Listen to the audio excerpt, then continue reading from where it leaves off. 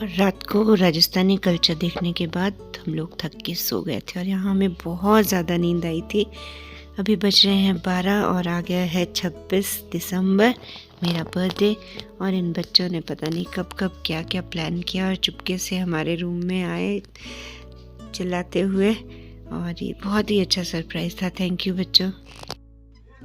Happy birthday to you, happy birthday to you, happy birthday dear Mamta ma'am, happy birthday to you, may God bless you, may God bless you, happy birthday happy. चलिए कौन आ रहा है? The next morning.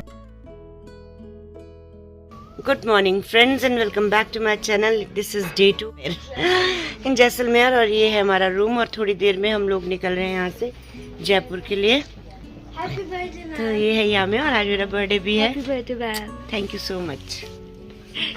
तो रात को वैसे ही बच्चे मुझे विश करने आए थे 12 बजे। तो अभी देखो हालत तो बहुत ख़राब है, स्वेलिंग हुई है, लेकिन अभी 7:30 का टाइम हुआ है तो हम लोग निकल रहे हैं अभी ब्रेकफास्ट करके। और ये देखो सारिस्ट, एक भी फोटोग्राफ इसने मेरे साथ नहीं खींची है। ये है वो जगह जहाँ पे हम रुके थे। मैं आपको जन्मदिन की हार्दिक शुभकामनाएं। ये तो मेरा भतीजा बड़ा ही naughty Kanishk, thank you so much, thank you so much. तो ये बहुत ही प्यारी सी जगह है, इधर रुके थे। ये देखो मेरा सुपुत्र, इसकी हाल देखो, ब्लैंकेट में अभी भी खेली रहा ना। आ गया, चलो पहने इसको। Thank you. क्या सुंदर व्यू है यहाँ का। GSS नेरवा से हम we have started our visit from 24th December and we have reached yesterday on 25th at Jaisalmer, and we have visited many places nearby the Jaisalmer such as Patwa Haveli and all forts and various heritage of this place has been explored by our team and students, and at the night we have enjoyed the culture presented by the local जो cultures हैं उसको देखा, उसके बारे में जाना। And sir also participated the event and उन्होंने भी बहुत अच्छे से अपने कल्चर को और भी उसमें चांद लगाया। तो इस तरह से बहुत ये 24th को शुरू किया था फ्रॉम द वेरी बिगनिंग। बहुत ही अच्छी सुखद यात्रा रही। घर से ही हमें बहुत अच्छे से हमारी बस तक लाया गया और रास्ते में भी पूरी सुविधाओं का ख्याल रखा गया और बहुत ही कंफर्टेबल ये हमारी जर्नी रही। यहाँ जैसलमेर तक ओवरनाइट जर्नी था। तो सुबह सुबह हम जब यहाँ पहुँचे तो फिर हमारा फ्रेशन अप बहुत अच्छे से, हमारा मैनेजमेंट जो था बहुत ही अच्छा था। और उसके बाद हम लोग फोर्ट गए और पटवा हवेली और थोड़ा बहुत हमने एक्सप्लोर किया जैसलमेर। बहुत ही अच्छा, क्योंकि ये तो हिस्टोरिकल प्लेस है तो हम भी सुनते ही आए थे, लेकिन जब हम वहाँ पे गए हमने एक्सप्लोर किया तो हमें बहुत ही अच्छा लगा। ऐसे लगा कि हम भी थोड़े बहुत जुड़ चुके हैं उन राजा महाराजाओं की लाइफस्टाइल से कि कैसे वो रहते थे। उसके बाद हमने चेक इन किया यहाँ पे जो ये कैंप साइट है मेहर कैंपिंग करके जो भी है। तो इब्रार एंड हिज टीम जो ऑर्गेनाइजर है, बहुत ही अच्छे से उन्होंने पहले से यहाँ पे हमारी बुकिंग्स एंड ऑल की हुई थी। तो यहाँ आके हमने थोड़े फ्रेश हुए, लंच किया और उसके बाद हम डेजर्ट सफारी के लिए चले गए। और ये तो जैसे सर ने बताया थ्रिलिंग एडवेंचरस, मतलब वो हमारी अभी तक की जर्नी का बहुत ही एक्साइटिंग वो था। अच्छा, सबसे अच्छा पार्ट हमारा था डेजर्ट सफारी। बहुत इंजॉय किया हमने वहाँ पे, बच्चों ने बहुत ज़्यादा इंजॉय किया कैमल सफारी की, तो बहुत ही अच्छा। उसके बाद शाम को कल्चर प्रोग्राम था, राजस्थान के कल्चर को जानने का मौका मिला। यहाँ के बहुत ही अच्छे कलाकार यहाँ पे थे जिन्होंने तरह तरह के अपने इवेंट्स दिखाए हमें। बहुत अच्छा उनका जो डांस था, जो भी उन्होंने किया बहुत अच्छा था। हमारे बच्चों ने बहुत कैंप फायर किया, बहुत देर तक हम लोग डांस करते रहे, बहुत एंजॉय किया बच्चों ने भी। And the dinner was excellent. अभी हम लोग उठे हैं, अभी हमारा नाश्ता भी तैयार है, तो बस अभी यहाँ से हम लोग रवाना हो रहे हैं जयपुर के लिए। तो हम थैंक्स करना चाहेंगे YB ट्रेवल्स, जिन्होंने हमारी इस जर्नी को बहुत ही सुखद बना दिया है, बहुत अच्छा। तो हम उम्मीद करते हैं कि आगे की जर्नी हमारी इससे भी ज़्यादा अच्छी होगी। Thank you so much. हम बच्चों को एक जो एजुकेशनल टूर में जैसलमेर राजस्थान लेकर आए हैं। इस टूर में हम लोग यहाँ जो ये जैसलमेर का जो कैंप है उसमें ठहरे हैं, अलॉन्ग विद माय टीचर्स और बच्चे हैं ठहरे हुए इसमें लगभग 36। और ये जो टूर रहा हमारा यहाँ का, ये बहुत ही हिलेरियस और बहुत ही एक मेमोरेबल जो है टूर है, और ज़िंदगी में हमें बहुत याद रहेगा यहाँ की जो ये ट्रैवलिंग है। और ये जो टूर है ये YB जो ट्रेवल्स है उसके जो मालिक हैं इब्रार सर्ज है, इनके अधीन जो है ये टूर कैंप जो है ऑर्गेनाइज किया गया। और बहुत ही अच्छा, मतलब एक everything was very adjustable and very what can I say, what very decent and everything was okay। मुझे तो बहुत डर लगा, हमने इससे पहले कभी मैं सोचा कि भाई हम लोग बड़े आराम से जाएंगे, और जैसे उन्होंने वो स्पीड स्टार्ट किया अपना वो जो स्पीड, तो मुझे तो मतलब heart breaking, that was very heart breaking. और इवन की मैं तो हिम्मत नहीं है कि मैं कैमल की जो सवारी करूं, और लेकिन बट मेरे जो साथी लोग हैं, इवन जो ma'am, I will commend this heart of Mamta ma'am की इतना बड़ा एक्सीडेंट होने के बावजूद इन्होंने इतनी हिम्मत की ना, अब मुझे भी थोड़ी हिम्मत आई, और मेरे भाई इन्होंने मुझे हिम्मत लाई, और मतलब I was able to ride up that hilarious. कैसा एक्सपीरियंस रहा? बहुत अच्छा। सबसे ज्यादा मजा कहाँ आया आपको? और किला देखने में कितना 10 आउट ऑफ 10 कितना देंगे?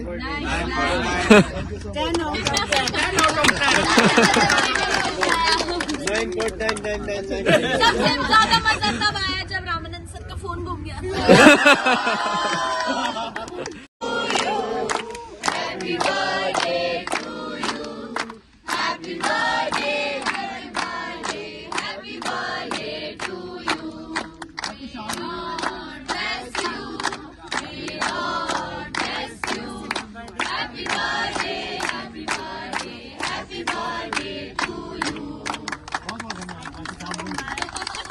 चलिए जी, हमारी सवारी अब दूसरी जगह के लिए। हाँ जी, एक्साइटेड। अब हम जयपुर को एक्सप्लोर करेंगे, है ना, द पिंक सिटी को। और ये हमारी टीम,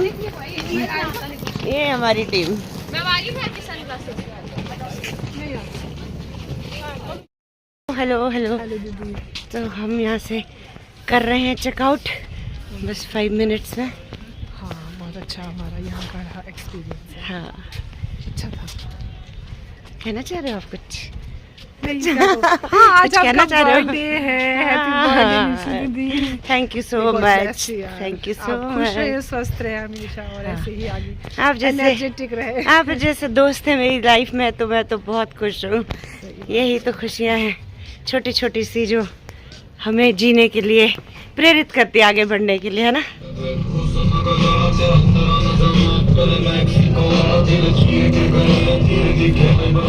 एक और फोर्ट देखने के लिए आए हम, खाम्बा फोर्ट। ये है खाम्बा फोर्ट। सब कुछ पत्थर के, ये सब पत्थर।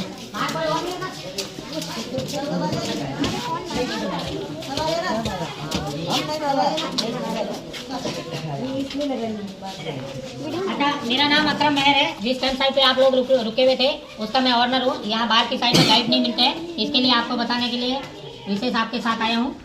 तो अभी हम लोग जिस जगह पे खड़े हैं इसको खाम्बा फोर्ट कहते हैं। लेकिन आप सोच रहे होंगे कि फोर्ट तो बहुत बड़े बड़े होते हैं, ये छोटा क्यों है। लेकिन जो मेन फोर्ट है वो सिटी के अंदर है। ये क्या एक चौकी नुमा यूज किया जाता था, जैसे कि आज एक पुलिस स्टेशन होता है, उसकी ब्रांच वाली चौकियाँ होती है। तो ये बॉर्डर की तरह ये एक बॉर्डर होता था कि राजा के ऊपर कोई भी देश का कोई भी बाहर का हमला करेगा तो पहले ये चौकी वाले, इनके पास में छोटी सेना रहती थी, ये लोग उनको रोक सकते थे, तब तक राजा को पता चल जाता था कि यहाँ पे अटैक हुआ है, तो वो लोग बड़ी सेना यहाँ तक भेज देते थे। तो जैसलमेर के 65 किलोमीटर चारों तरफ, 65 किलोमीटर चारों तरफ ऐसे ऐसे छोटे छोटे फोर्ट बनाए गए हैं जो कि रक्षा के लिए, और दूसरा लगान वसूली के लिए। जैसे आपने पिक्चरें भी देखी होगी, जैसे लगान वगैरह, हर एक गांव के अंदर एक ठाकुर होता है। एक ठाकुर जो होता है वो एक गांव का लगान वसूल करके 6 गांव के ठाकुर को पहुंचाता है। 6 गांव का जो ठाकुर होता है वो लगान वसूल करके 12 गांव के ठाकुर को पहुंचाता है। 12 गांव के जितने भी ठाकुर है वो सारा लगान वसूल करके 24 गांव के ठाकुर को पहुंचाते हैं। 24 गांव का ठाकुर वो सारा लगान वसूल करके राजा को पहुंचाता था। तो इस सिस्टम से ये सारा देश चलता था। तो ऐसे करके ये लोगों ने इन जो ये थे होते थे, लेकिन ये भी क्या होते थे कि राजा अपने भाइयों को कम से कम 65 किलोमीटर दूर उनको जगह देते थे, उनको बसाते थे। अगर उनको नजदीक बसाएंगे या उनको अपने फोर्ट के पास में रखेंगे तो क्या होता है, राजा को राजा के जो वंश होते हैं, राजा के जो भाई होते हैं, राजा को ज्यादा जो खतरा होता था वो अपने भाइयों से होता था कि वो किसी भी समय मेरे ऊपर धोखा कर देंगे, ये कुछ भी हमला करके, ये मार काट करके और राजगद्दी पे बैठ जाते थे। तो इसलिए ये क्या करते थे, इनको 65 किलोमीटर दूरी में बसाया है ताकि राजा के ऊपर अगर हमला होता था या भाइयों के द्वारा उसको अगर कोई नुकसान का होता था तो पहले पता चल जाता था। तो इनको जो सेना भी दी जाती थी वो छोटी छोटी सेना, टुकड़ी, एक छोटी सी टुकड़ी दी जाती थी। जैसे आज अपना जो बॉर्डर है, आज का जो अपना बॉर्डर है, वो जहाँ पे जिस जगह पे वो रुक गई थी उसका कंकाल मिला, तो कंकाल क्या हुआ, धीरे धीरे वो पत्थर में तब्दील हो गए। तो पत्थर में तब्दील होने के बाद में आज भी इनके अवशेष यहाँ पे ढूंढने से मिलते हैं। ये यहाँ पे समुद्र हुआ करता था, ये बाधासर, ये सारे समुद्र हुआ करते थे। दूसरा, जैसलमेर की एक और खासियत मैं आपको बताता हूँ कि यहाँ पर ये देखो आप, यहाँ पर एक गांव है हाबुर। हाबुर एक विलेज का नाम है जहाँ पर खुदाई में जो पत्थर मिलता है उसको रात को आप दूध में रखेंगे, सुबह आपको दही मिलेगा। जैसे अपन दूध को दही में बनाने के लिए क्या करते हैं, जावन डालते हैं। जावन मतलब थोड़ा सा लेके अपने को दही डालना पड़ता है। दही डालेंगे दूध के अंदर, जब भी वो दही बनेगा। लेकिन यहाँ पे की ये खासियत है कि यहाँ पर एक पत्थर मिलता है, स्टोन मिलता है, जिसको हाबुर का स्टोन कहते हैं, दही बनाने का स्टोन। तो उसको रात को आप दूध में रखेंगे, सुबह दही में बदल जाएगा। दूसरा, उसी पत्थर को आप तांबे के बर्तन के अंदर रख के और सुबह जल्दी उठ के और उसका पानी पीते हैं तो डायबिटीज और पेट की कई तरह की जो बीमारियां होती है वो ठीक होती है। दूसरा, इस पत्थर को एक सरी का कटिंग करके जब पॉलिश करते हैं तो इसमें उर्दू से लिखे हुए लफ्ज मिलते हैं। इसके लिए इसको जितने भी बड़े बड़े महल है या जितने भी बड़ी बड़ी जगह है उसमें इसका एक एक टुकड़ा लगा हुआ है, तो इसको शुभ मानते हैं। दूसरा, ये जितने भी गाँव के नाम है उनकी ये खासियत है कि वहाँ पर जो खुदाई में जो पत्थर मिलेगा उसका कलर चेंज है। चाहे वो 20, 30, 40 किलोमीटर के बाद में अगर गांव का नाम चेंज है तो वहाँ पर खुदाई में जो पत्थर मिलेगा उसका कलर चेंज है, वो मैं आपको वहाँ पे दिखाता हूँ। दूसरा, यहाँ पर हजारों लाखों साल पहले जो पेड़ रेगिस्तान में गिर गए थे, धीरे धीरे वो पत्थर में तब्दील हो गए। तो आपको वुड फॉसिल्स में आपको यहाँ जितने भी यहाँ पे गांव के नाम लिखे हुए हैं उसमें आप देखो इनकी जो दूरी है वो ज्यादा नहीं है। दूरी जो है वो 30 से 40 किलोमीटर दूरी है, लेकिन 30-40 किलोमीटर में भी गांव में अगर खुदाई में जो पत्थर मिलता है उसका कलर चेंज है। ये वो पत्थर है जिसको रात को आप दूध में रखते हैं, सुबह आपको दही मिलेगा। और इस पत्थर को आप अगर बारीकी से आप अगर देखेंगे तो इस पत्थर के अंदर आज भी उर्दू से लिखे हुए लफ्ज मिलते हैं। अभी इसको रखते थे और ये इनको अंदर रख के लॉक करने के लिए। और यहाँ पर विंडो जो बनाते थे ना वो छोटी विंडो बनाते थे। छोटी विंडो इसके लिए बनाते थे कि यहाँ पे पर्दा पड़ता है, यानी बाहर से कोई अंदर देख ना पाए, अंदर से बाहर देख सकते हैं। तो जैसे ही अंदर अंधेरा होता है और छोटा विंडो होगा तो कोई बाहर से देख नहीं पाएगा। और दूसरा, यहाँ पर हवा जो चलती है वो बहुत गर्म हो जाती है, तो छोटी विंडो में से होके जब हवा घर के अंदर आएगी तो धीरे धीरे आएगी तो उसका टेम्परेचर मेंटेन रहेगा। अभी आपको जो ये बर्तन देख रहे हैं, ये बर्तन का शेप इसके लिए ऐसा दिया गया, आप सोच रहे होंगे पानी भरने के लिए, लेकिन दो चीज ऐसी है जो कभी खराब नहीं होती है, जो लिक्विड के अंदर होती है। दो चीज होती है जो कभी खराब नहीं होती है। जैसे एक हो गया वाइन, तो वाइन जितनी पुरानी होगी उतनी उसकी कीमत बढ़ती जाएगी। तो ऐसे ही होता है देसी घी। देसी घी जो होता है जितना पुराना होता है उतना दवाइयों में यूज आता है। तो इंडिया के अंदर सबसे बड़ा जो ग्रासलैंड है वो है हमारे यहाँ का जैसलमेर। जैसलमेर के अंदर एक घास होता है जो कि अगर 5 साल तक अगर बारिश नहीं होती है और 5वें साल में अगर बारिश होगी तो उसकी जड़ जहाँ पे भी पड़ी है वहाँ पे एक ही बारिश के अंदर वो इतना बड़ा हो जाता है। तो वो जब यहाँ पर एक गाय है जिसको थार पारकर गाय कहते हैं, थार पारकर जो गाय है वो उसको ज्यादा खाती है और उसको खाने से क्या होता है, वो चिकना होता है, तो उसका जो दूध होता है वो बहुत ही गाढ़ा होता है। दूध जब गाढ़ा होगा तो क्या होगा, घी ज्यादा निकलेगा। लेकिन यहाँ पर आपके वहाँ पे क्या है, गाय को बांध के रखना पड़ता है। हमारे यहाँ पे गाय को बांधने की जरूरत नहीं है, इतनी गाय समझदार होती है। थार पारकर की जो गाय होती है वो जंगल में कहीं पे भी चरती रहेगी, शाम होते ही वो घर के आगे आ जाएगी, उसका दूध निकालेंगे, दूध निकालने के बाद में फिर उसको छोड़ देंगे, वो रात को घर के आगे बैठी रहेगी, सुबह दूध निकालने के बाद अपने आप ही चली जाती है और दिन भर वो घूम के वापस आ जाती है। तो हर एक किसान के पास में, हर एक गांव वालों के पास में यहाँ पर कम से कम 200, 300 गाय है। तो जब इतनी सारी गाय है तो दूध कोई खरीदने वाला नहीं होगा। तो हम दूध को क्या करेंगे, दही बनाएंगे। दही को क्या करेंगे, घी निकालेंगे, क्योंकि घी कभी खराब नहीं होगा। तो घी बनाएंगे। घी बना के ये लोग क्या करते थे कि ऐसे शेप में बर्तन रखते थे और उसके अंदर घी भरते रहते थे। एक ही घर के अंदर 50-50 बर्तन होते थे जिसके अंदर अपना घी भरते रहते थे। और यहाँ पर क्या था, बाटर सिस्टम था, यानी पैसा बाद में आया। रुपये पैसे से पहले क्या था कि अनाज के बदले में या घी के बदले में सामान खरीदा और बेचा जाता था। सामान के बदले में सामान होता था। तो वो लोग क्या करते थे, अपने घरों के अंदर ऐसे घी से बर्तन भरते रहते थे। और इसका शेप इसके लिए ऐसा बनाया है कि यहाँ पे एक फट्टा फंसा के और यहाँ पे रस्सी बांध के, और कोई साधन नहीं होते थे तो कैमल के ऊपर ही 10-10, 15-15, 20-20 बर्तन बांध के और वो लोग बाजार तक जाते थे महीने 2 महीने में, और वो घी को बेच के उसके बदले में अनाज और कपड़े और अपने जरूरत की चीजें खरीद के लेके आते। बहुत कुछ जानने को मिला यहाँ की हिस्ट्री। और ये है एक 84 गांव। ये गांव ही छोड़ के चले गए थे। इसके पीछे भी एक स्टोरी है, हमें रात को बताई गई थी, बहुत ही ब्यूटीफुल। और लास्ट में मुझे लग रहा है कोई पानी है, तालाब सा। और ये चल रहा है इधर फोटो सेशन सबका। तो पीछे वो गांव है जो एक रात में ही खाली हो गया था। अभी इसके बाद हम वहीं जा रहे हैं उसको देखने के लिए। तो लेकिन बहुत ही प्यारी सी जगह है। और फोर्ट में ये कौन सा है, ये कुलदरा विलेज। कुलदरा विलेज कुलदरा। अच्छा, हॉन्टेड। अच्छा, यहाँ कोई नहीं रहता। हॉन्टेड विलेज में आए हैं, यहाँ कोई नहीं रहता। कभी रहा करते थे लेकिन अब कोई नहीं रहता। तो चलिए उसको भी देखते हैं अभी। कुलदरा। सो अभी देखते हैं यहाँ पे क्या है। बहुत ज़्यादा रश है यहाँ पे भी। तो ये तो हर जगह ही है। यहाँ पे नक्काशी की गई है पत्थरों पे। और ये घर है, घर मवशेष ही बचे इनके। कभी गांव हुआ करता था, लेकिन यहाँ पे हर एक जगह की अपनी एक स्टोरी है और हर स्टोरी से कुछ ना कुछ सीखने को मिल रहा है। जो हमारे साथ हैं वो हमें हर जगह के बारे में बहुत अच्छे से बता रहे हैं, कहाँ की क्या स्टोरी है। तो ये हमारा ग्रुप है, इधर चले अंदर। ओके। कुलधरा ब्राह्मणों का एक प्रचलित गांव था जो पाली क्षेत्र से था। उन्होंने कुलधरा चारों गांव का निर्माण किया था तथा जैसलमेर राज्य के एक शक्तिशाली राजा उत्पीड़न और सूखा जैसे कारणों की वजह से वो इस गांव को छोड़कर चले गए थे। अच्छा, गांव छोड़कर चले गए थे। ये देखो यहाँ पे बीन बजा रहे, बीन बजा रहे हैं। चलते हैं हम हॉन्टेड विलेज के अंदर। ये शायद दोबारा से बना है, जो पुराना है ये उसके कुछ इस तरह के अवशेष बचे हैं। कुछ चीज़ों को इन्होंने थोड़ा सा दोबारा से बना दिया है।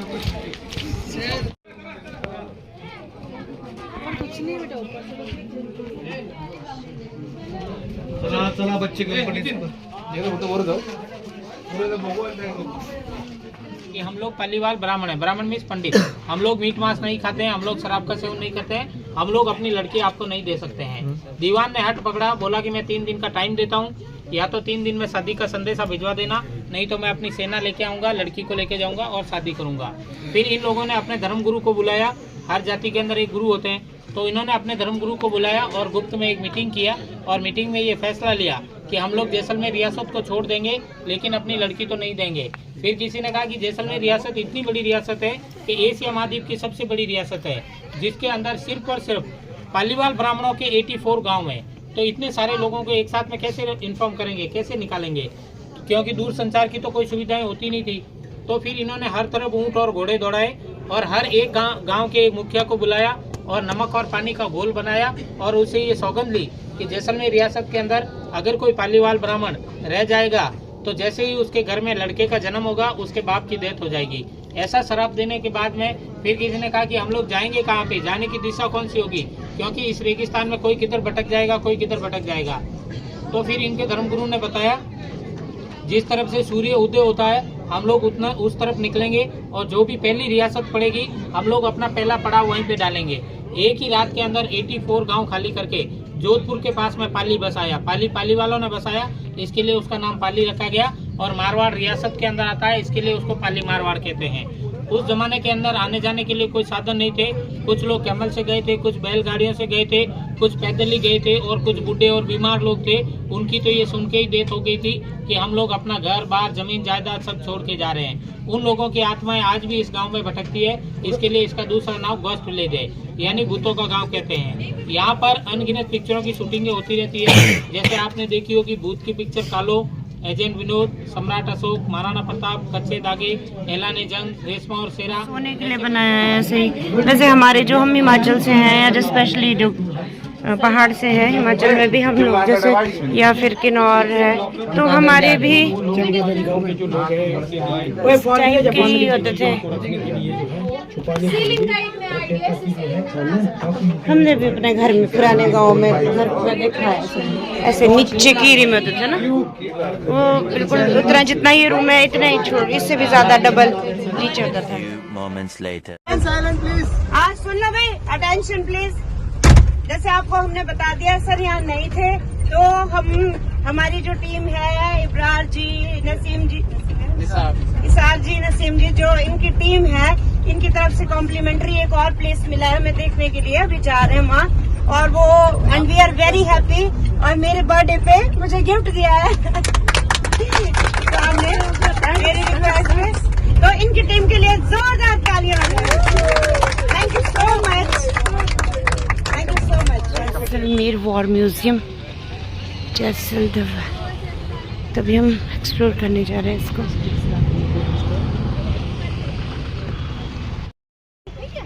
अभी हम पहुंचे आर्मी एरिया में, यहाँ पे वॉर म्यूजियम है,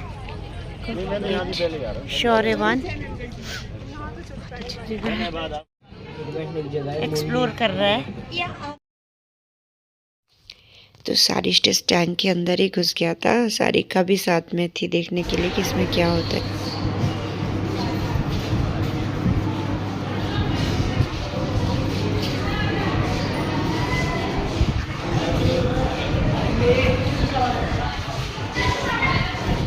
यहाँ पर आकर जो फीलिंग आ रही है ना, वो बता नहीं सकते। ये इतने सारे हमारे वीर सैनिक जो वीर गति को प्राप्त हुए हैं, हमारी रक्षा करते करते, उनको शत शत नमन है।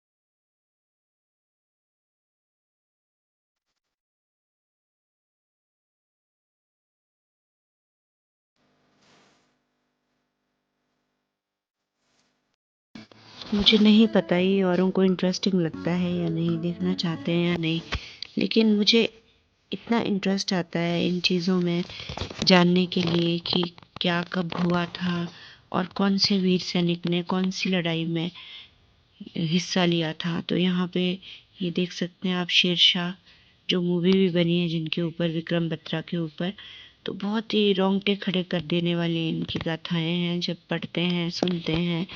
और यहाँ पे जो देखने को मिला, कौन कौन से युद्ध हुए हैं और किन किन की भागीदारी रही है, तो ये सारी यादों को मैं अपने साथ लाई हूँ और मैं इसको संजो कर रखना चाहती हूँ।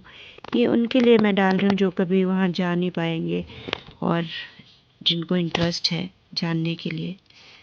तो ये सारी यादें अपने ब्लॉग में मैं इसलिए डाल रही हूँ।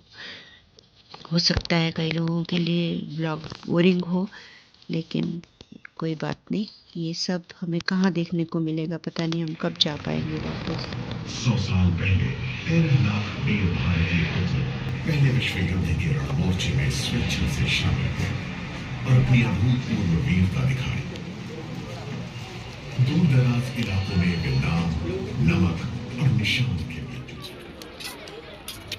तो हमें ये छोटी सी एक डॉक्यूमेंट्री दिखाई गई कि फर्स्ट जो वर्ल्ड वॉर था कब हुआ था, कैसे क्या क्या तब सिचुएशंस थे, देश की हालात कैसे थे, ये सारा। और यहाँ पर जो आर्मी वाले हैं उनकी 2 शॉप्स भी थी, तो छोटी छोटी सी कुछ चीज़ें हम भी वहाँ से लेके आए, एक यादगार। और उसके बाद हमने लंच भी यहीं किया इस जगह पे, तो बैटरी नहीं थी तो शूट नहीं कर पाए।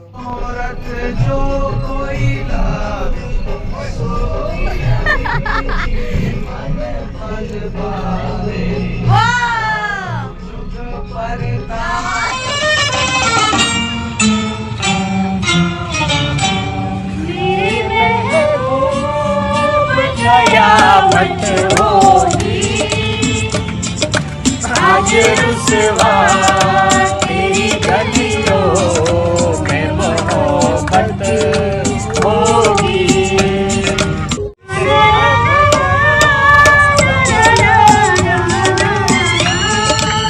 रेखाओं का खेल है मुकद्दर, रेखाओं का खेल है मुकद्दर, रेखाओं से नाच रही हूँ, कदम है जिसको छुपा रही हूँ, तुम मुस्कुरा तेरे गीत गाती है। आजा हूँ थोड़ी सी दीवानी है तेरी महबूबा, तेरी जिंदगानी है तेरी महबूबा। दास्ता है ये बस आ रही आवाज। क्या बात है, क्या बात है, क्या बात है। ये मंजिलें कौन सी न वो समझ सके न हम, ये रोशनी के साथ क्यों वेरी गुड धुआं उठा चिराग से, अजीब दास्ता है ये, कहाँ शुरू कहाँ खत्म, ये मंजिलें है कौन सी न हो समझ सके न हम। आ जाओ अब हम कह रहे हैं में आ जाओ क्लैप करो।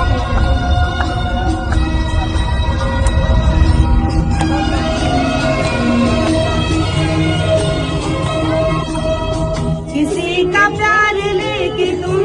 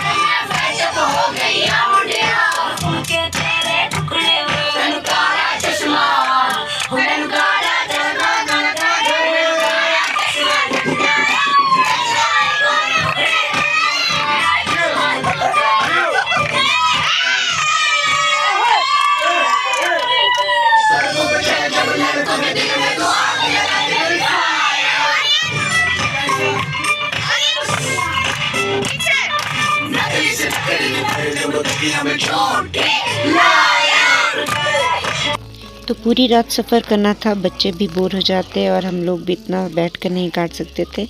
तो वैसे भी हर टीचर यही चाहता है कि बच्चे खुश हो, और हम भी इसी तरह से इनको एंटरटेन कर रहे थे। कहीं पे गाना गा रहे थे और कहीं पे डांस कर रहे थे इनके साथ, ताकि बच्चे खुश हो। और यहाँ देख सकते हैं आप सर कितने मस्त हो के बच्चों के साथ डांस कर रहे हैं और बच्चे भी खुश हैं। तो किसी भी रीज़न से ये व्लॉग अच्छा लगे तो लाइक शेयर एंड सब्सक्राइब करना ना भूलें। अभी बहुत प्यारे प्यारे व्लॉग हैं, बने रहिए हमारे साथ।